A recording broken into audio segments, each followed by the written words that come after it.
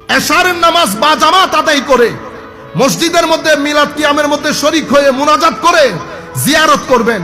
স্থানীয়ভাবে যারা বড় আল্লাহর ওলি আছে তাদের সাথে যাবেন, তাদের কাছে যাবেন। ছেলে পুলে বাচ্চাদেরকে নিয়ে যাবেন মাজারে পাকের মধ্যে। কোনো বেদাত টেদাত নাই, কোনো বেদাত টেদাত নাই। এগুলো টাকার বেদাত। টাকা বেশি দিলে ফতোয়া আবার বেশি দেয়সা যাবে।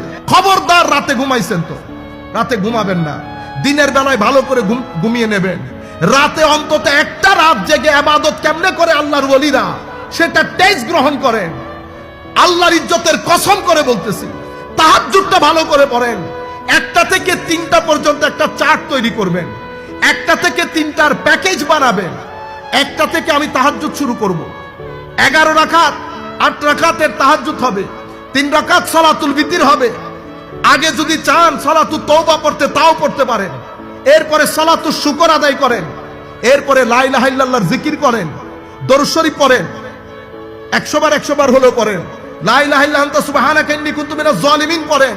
ওয়া উফাওয়িদু আমরি ইলাল্লাহ ইন্নাল্লাহা বাসীরুম বিল ইবাদ পড়েন।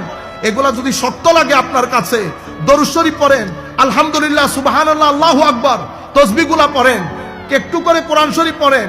ঘুম না আসতে আল্লাহর দরবারে মুনাজাত করেন। কেঁদে কুটে একাকার করে ফেলেন। কান্না না আসলেও অন্তত আধা ঘন্টা আল্লাহর দরবারে চান।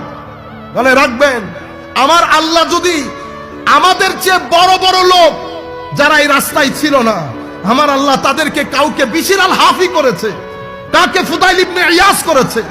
আপনি কল্পনাও করতে পারবেন না কোন কোন ব্যক্তিকে কোন কোন জায়গা থেকে তুলে কোন জায়গার মধ্যে পৌঁছেছে আমার আল্লাহ। বুঝতে পেরেছেন?